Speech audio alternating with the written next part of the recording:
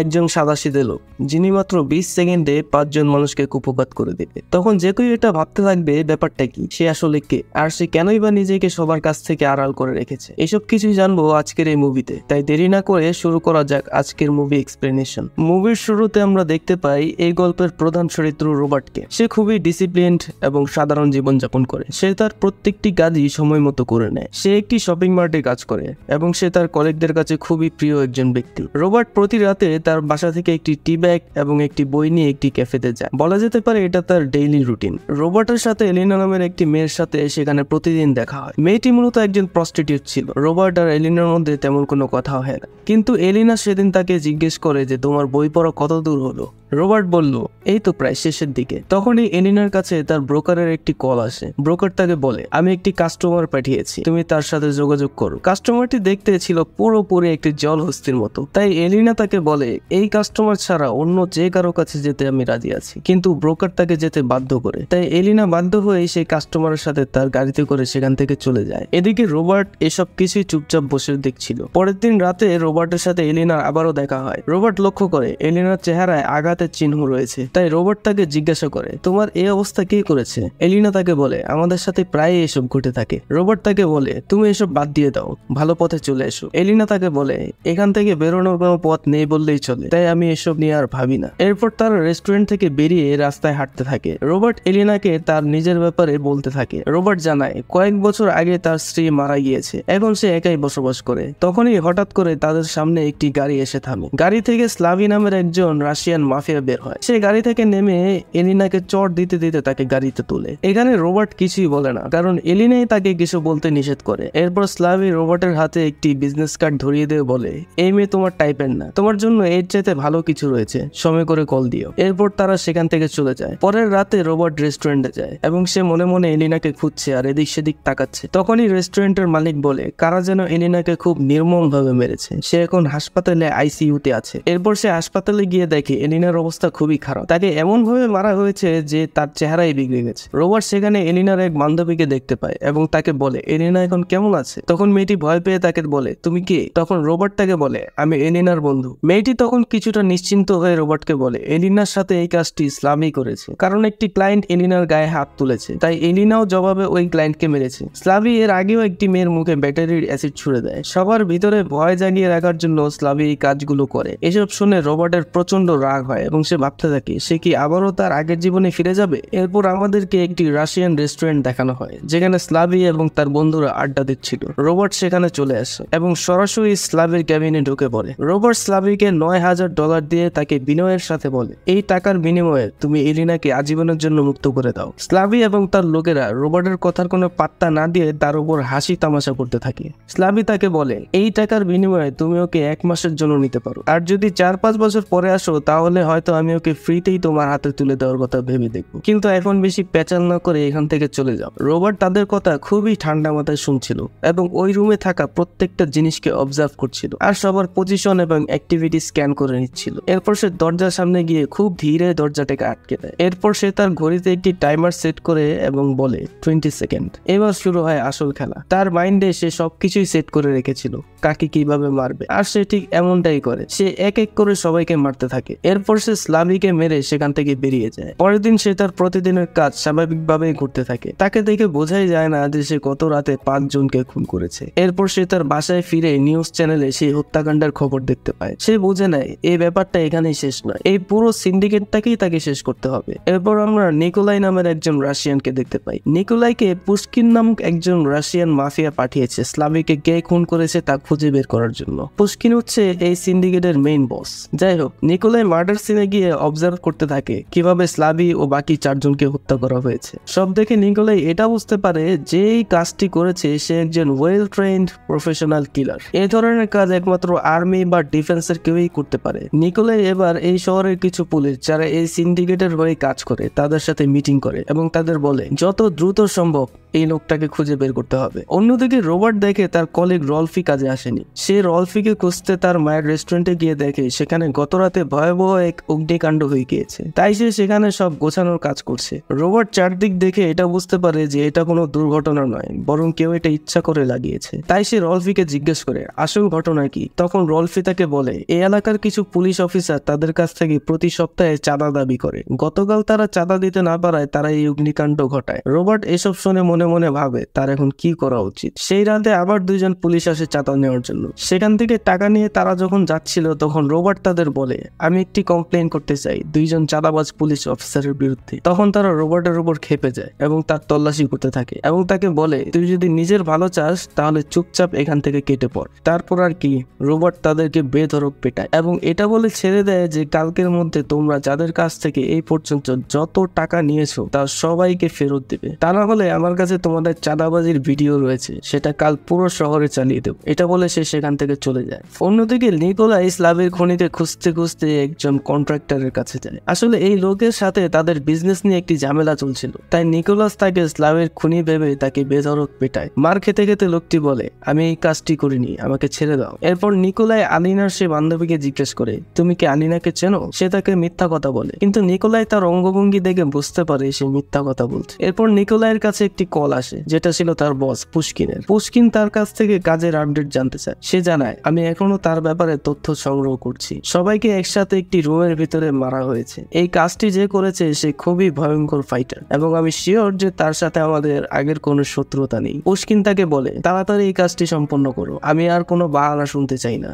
এরপর নিকোলাই এলিনার বান্ধবীকে আবার জিজ্ঞাসা করে এবং বলে অন্য মেয়েরা বলেছে তোমার সাথে এলিনার খুব ভালো বন্ধুত্ব রয়েছে, তাই সত্যি করে বলো এলিনার সাথে কার যোগাযোগ ছিল। তখন সে ভয় পেয়ে নিকোলাইকে বলে সেদিন হাসপাতালে একজন কৃষ্ণাঙ্গ লোক এলিনার সাথে দেখা করতে এসেছিল এবং সে নিজেকে এলিনার বন্ধু বলে পরিচয় দেয়। এর বেশি সে আর কিছুই জানে না। তারপর নিকোলাই তাকে শ্বাসরোধ করে মেরে ফেলে। তারপর নিকোলাই তার লোকদের রোবটের একটি ছবি দেখিয়ে বলে এই সেই কিলার যে স্লাভিকে হত্যা করেছে, তাই এই লোকটির সম্পর্কে যত তথ্য আছে সব বের করতে থাক। পরের সিনে আমরা দেখি রোবট যে শপিং মার্টে কাজ করে সেখানে একজন ছিনতাইকারী এসে ক্যাশ কাউন্টার থেকে টাকা ছিনিয়ে নিতে চায়। তখন রোবট চুপচাপ তাকে টাকাগুলো দিয়ে দেয়। ছিনতাইকারী ক্যাশ কাউন্টারে থাকা মেয়েটির কাছ থেকে তার মায়ের দেয়া আংটিটাকেও নিতে চাচ্ছিল। এবার রোবট একটু রেগে গিয়ে তাকে মারার কথা ভাবে, কিন্তু তখনই সেখানে সে দুটি বাচ্চাকে দেখে তার রাগ কন্ট্রোল করে নেয় আর ওই মেয়ের হাত থেকে আংটি খুলে তাকে দিয়ে দেয়। এরপর রোবট তার পিছু নেয় আর তার গাড়ির নাম্বারটি দেখে নেয়। এরপর সে একটি হাতুড়ি নেয় তাকে সাহায্য করার জন্য। পরের দিন মেয়েটি কাউন্টারে গিয়ে দেখে তার মায়ের আংটিটি সেখানে পড়ে রয়েছে আর রোবটকে দেখা যায় সে ওই হাতুড়িটাকে একটি রুমাল দিয়ে মুছে আবার সে জায়গা মতো রেখে দিচ্ছে। এর মানে রোবট ছিনতাইকারীকে আচ্ছা মতো সাহায্য করেছে। এরপর আমরা নিকোলাইকে রোবটের বাসায় দেখতে পাই। সে নিজেকে ডিটেকটিভ পরিচয় দিয়ে রোবটকে সেদিন রাতের ব্যাপারে জেরা করতে থাকে। রোবটও তার কথার সব উত্তর খুব ঠান্ডা মাথায় দিতে থাকে। নিকোলাই তার সাথে কথা বলে এটা বুঝতে পারে যে এই সেই লোক যে সবাইকে মেরেছে, আর রোবটও এটা ভালোভাবেই বুঝতে পারে যে এই লোক কোনো ডিটেকটিভ নয়। তাই রোবট তাকে জিজ্ঞাসা করে তুমি আমাকে খুঁজে পেলে কিভাবে, আমি তো সেখানে ক্যাশ পেমেন্ট করেছিলাম, কার্ড পেমেন্ট অথবা রিজার্ভেশন করা ছিল না। তখন নিকোলাই তাকে বলে এসব আমাদের কাছে কোনো ব্যাপার না। রোবট বলে আসলে তোমরা কারা। নিকোলাই কিছু না বলে সেখান থেকে চলে যায়। সে নিচে গিয়ে বলতে থাকে এই লোকটি কোনো সাধারণ লোক নয়, তার ব্যাপারে আরো তথ্য আমাদের বের করতে হবে। তাই সে তার পুরো টিমকে রোবটের খোঁজ নিতে লেলিয়ে দেয়। একজন তার সব তথ্য নিয়ে এসে বলে এই লোকের সবকিছুই ঠিক আছে, না আছে কোনো ক্রাইম রিপোর্ট, সে তার ট্যাক্স সময় মতো পে করে, ঠিকঠাক মতো তার জব করে, একেবারে নির্ভেজাল জীবন তার। নিকোলাই বলে এই সবকিছুই সাজানো, সে নিশ্চয়ই কোনো সিক্রেট এজেন্ট অথবা এক্স আর্মি অফিসার, তা না হলে এত নিখুঁত ভাবে নিজের পরিচয় কেউ গোপন করতে পারে না। এদিকে রোবট তার বাসার বিভিন্ন জায়গায় ক্যামেরা সেট করতে থাকে। এর সঙ্গে সে তার বাসায় কিছু এভিডেন্স প্ল্যান করে যাতে কেউ যদি তার বাসায় এসেও পড়ে তাহলে তারা যেন কোনো ইনফরমেশন বের করতে না পারে। রোবট তার পুরো জীবনের সকল অস্তিত্ব একেবারে গায়েব করে রেখেছিল। এরপর নিকোলাই একজন লোক পাঠায় সেই রেস্টুরেন্টে যেখানে রোবট প্রতি রাতে যায়। তারা রোবটকে ফলো করছিল তার ব্যাপারে আরো তথ্য বের করার জন্য। লোকটি একজন ইলেকট্রিক ওয়ার্কারের বেশে সেখানে গিয়ে কিছু অর্ডার করে। রোবটও সেখানে ছিল। রোবট তাকে বলে তুমি কোনো ইলেকট্রিক ওয়ার্কার নও, কারণ তোমার হাতে কোনো ময়লা লেগে নেই, তুমি এখানে আমার জন্য এসেছো তাই না। এরপর লোকটি রোবটের দিকে একটি বন্দুক হাতে এগোতেই রোবট তার ফর্মে চলে আসে। তারপর আর কি, লোকটিকে রোবট কয়েক সেকেন্ডের মধ্যেই মেরে তাকে অজ্ঞান করে দেয় এবং সে রেস্টুরেন্টের পাওয়ার লাইন অফ করে দেয়। নিকোলাই তখন গাড়ি নিয়ে বাইরে ছিল, কিন্তু তখনই একটি গাড়ি তাদের মাঝখানে এসে দাঁড়ানোর ফলে নিকোলাই রোবটের সেই ভয়ঙ্কর রূপ দেখতে পায় না। একটু পরেই রোবট নিজের মোবাইল দিয়ে তাদের ছবি তুলতে তুলতে সেখান থেকে চলে যায়। এরপর নিকোলাই তার লোকদের নিয়ে রোবটের বাসায় চলে আসে। রোবট টের পেয়ে সেখান থেকে পালিয়ে গিয়ে পাশের বিল্ডিং থেকে তার সেট করা ক্যামেরা দিয়ে সবকিছু দেখতে থাকে। পরের দিন রোবট তার পুরনো বন্ধুর সাথে দেখা করতে যায়, আর সেখানেই আমরা রোবটের আসল পরিচয় জানতে পারি। রোবট একজন সিক্রেট এজেন্ট ছিল। প্রত্যেকটা মিশন শেষে সে তার পরিচয় এবং ডাটা পৃথিবী থেকে গায়েব করে দিত। শেষবার সে ঠিক এরকমটাই করে। রোবট একটি ফেক কার ব্লাস্ট করে এতদিন নিজেকে সবার কাছে মৃত সাজিয়ে রেখেছিল, যাতে তার ডাটা কোনো পুলিশ বা কোনো মাফিয়াদের কাছে না থাকে। এসব কাজ করার জন্য তার এই দুই ফ্রেন্ডই তাকে হেল্প করে, এবং শুধু এরাই জানে যে রোবট এখনো বেঁচে আছে। এরপর রোবট তার বন্ধু সুজানকে নিকোলাইয়ের একটি ছবি দেখায় এবং তার সম্পর্কে সব জানতে চায়। পরের দিন সুজান রোবটকে নিকোলাই সম্পর্কে তথ্য দেয়। সে বলে নিকোলাই হলো একজন রাশিয়ান এক্স সোলজার। এরপর সে রাশিয়ান মাফিয়া পুশকিনের দলে যোগ দেয়। পুশকিন রাশিয়াতে বসেই আমেরিকাতে তার অবৈধ ব্যবসার পরিচালনা করে থাকে। তার পলিটিক্যাল পাওয়ারের কারণে তার বিপক্ষে কেউ কথা বলার সাহস পায় না। সুজান তাকে এসব থেকে দূরে থাকার উপদেশ দেয়। এরপর রোবট সেখান থেকে চলে যায়। সুজানের হাজবেন্ড তাকে বলে, সে তোমার কাছে যে হেল্প চাইতে এসেছিল তুমি কি তা করতে পেরেছো? সুজান তাকে বলে সে এখানে কোনো হেল্প চাইতে আসেনি, সে এসেছিল পুশকিন এবং তার সাম্রাজ্যকে ধ্বংস করার পারমিশন নিতে। আমি তাকে পারমিশন দিয়েছি। এরপর রোবট তার মিশন শুরু করে দেয়। সে প্রথমে ফ্র্যাঙ্ক নামক সেই পুলিশের কাছে যায় যে নিকোলাই এর সাথে কাজ করে। এরপর সে তাকে কৌশলে তার গাড়িতে বন্দি করে এবং সাইলেন্সারের পাইপটি সরাসরি গাড়ির ভিতরে সেট করে দেয়। এরপর তাকে টর্চার করে পুশকিনের অবৈধ ব্যবসার যত টাকার আস্তানার ঠিকানা বের করে নেয়। এরপর তারা দুজন মিলে সেখানে যায় এবং সে নিজেকে পুশকিনের লোক দাবি করে, কিন্তু সেখানে থাকা একটি লোক তাকে সন্দেহ করে তার উপর বন্দুক তাক করে। এরপর রোবট তাদের সবাইকে মেরে সেখানে থাকা মেয়ে ওয়ার্কারদের এক বান্ডেল করে ডলার দিয়ে তাদের চলে যেতে বলে। তারপর সে 999-এ কল করে পুলিশকে আস্তানা সম্পর্কে বলে দেয়। এরপর সে ফ্র্যাঙ্কের কাছ থেকে জানতে পারে এই নেটওয়ার্কের সব ডাটাগুলো কোথায় রাখা আছে। ফ্র্যাঙ্ক তাকে একটি লকারের সন্ধান দেয়। রোবট সেখানে গিয়ে একটি পেন ড্রাইভ সহ অনেক তথ্য খুঁজে পায়। সেই পেন ড্রাইভে তাদের সকল লেনদেন এবং কুকর্মের প্রমাণ ছিল। রোবট সেই ডাটাগুলো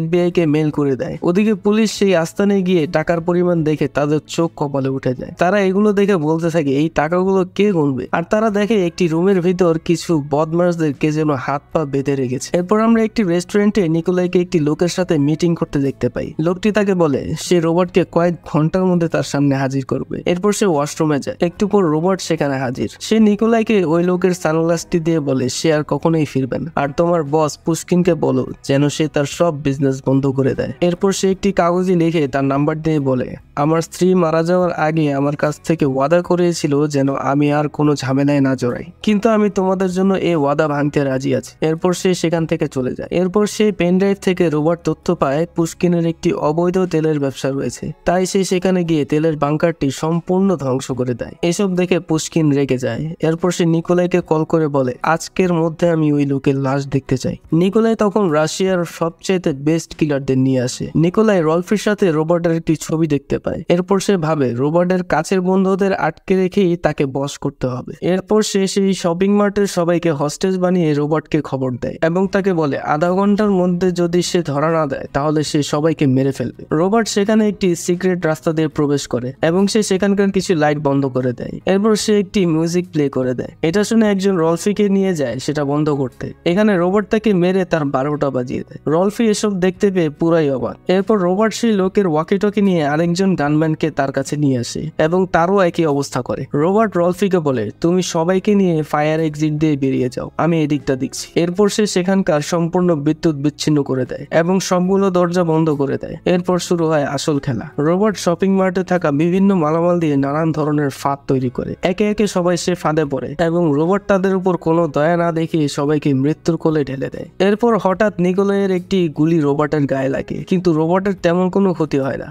রোবট একটি ড্রিল মেশিন দিয়ে একজনকে মেরে ফেলে। এবার সেখানে থাকা সবচাইতে শক্তিশালী কিলার যাকে মারতে রোবটেরও বেশ কষ্ট হয়। অবশেষে রোবট তাকে মারতে সক্ষম হয়, কিন্তু রোবট খুবই আহত হয়ে যায়। তখন রলফি সেখানে চলে আসে এবং বলে তুমি বলেছিলে সবাইকে নিয়ে যেতে, তাই আমি তোমাকে ছেড়ে কোথাও যাব না। এই বলে রলফি রোবটকে নিয়ে ফায়ার এক্সিটের দিকে যেতে থাকে। তখনই একজন রলফিকে গুলি করে, কিন্তু রলফি কোনো মতো সেখান থেকে বেরিয়ে যায়। এরপর রোবট একটি মাইক্রো ওভেনে কয়েকটি গ্যাস সিলিন্ডার রেখে সর্বশেষ কিলারকে সিগন্যাল দেয় সেখানে যেতে। সে সেখানে যাওয়া মাত্রই সেই সিলিন্ডার গুলো ব্লাস্ট হয়ে সে মারা যায়। এবার নিকোলাইয়ের পালা। নিকোলাই রলফিকে মারার জন্য তার কাছাকাছি চলে যায়। ঠিক তখনই রবার্ট পিছন থেকে নিকোলাইকে একটি নেইল গান দিয়ে শুট করতে থাকে এবং সবশেষে তার গলায় একটি শুট করে তাকে মেরে ফেলে। এরপর সিন চলে যায় 3 দিন পর মস্কো, রাশিয়াতে। সেখানে আমরা পুশকিনকে দেখতে পাই যে কিনা গোসল করছে, কিন্তু খুবই কড়া সিকিউরিটি থাকা সত্ত্বেও রবার্ট সেখানে হাজির। পুশকিন তাকে বলে, তুমি আসলে কি চাও বলো তো? রবার্ট বলে, আমি এই গল্পটাকে শেষ করতে চাই। পুশকিন বলে, আমাকে মারলে তুমি কি পাবে? রবার্ট বলে, শান্তি। পুশকিন বলে, শান্তির অনেক দাম,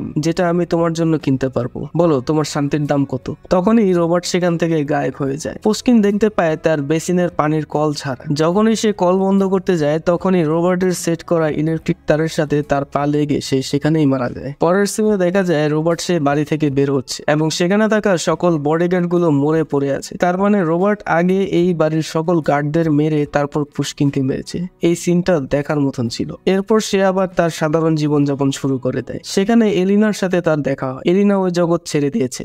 সে এখন চাকরি করে, বই পড়ে, গান গায়। এসব শুনে রবার্ট খুব খুশি হয়। এরপর এলিনা তাকে ধন্যবাদ জানায়, কারণ এলিনা যখন হাসপাতালে ছিল তখন কেউ একজন তার বেডে $9,000 এবং একটি ট্রেনের টিকিট দিয়েছে, যাতে করে এলিনা নতুন জীবন শুরু করতে পারে। আর এলিনা এটা বুঝতে পারে যে এই কাজটি রবার্টই করেছে। এরপর আমরা রবার্টকে একটি নতুন চাকরি খুঁজতে দেখি, কারণ সে তার পরিচয় আবার বদলে দিবে। আর এখানেই এই মুভিটির সমাপ্তি ঘটে। ভিডিওটি যদি ভালো লেগে থাকে তাহলে অবশ্যই চ্যানেলটিকে সাবস্ক্রাইব করে দিবেন। সবাই ভালো থাকবেন, সুস্থ থাকবেন। আল্লাহ হাফেজ।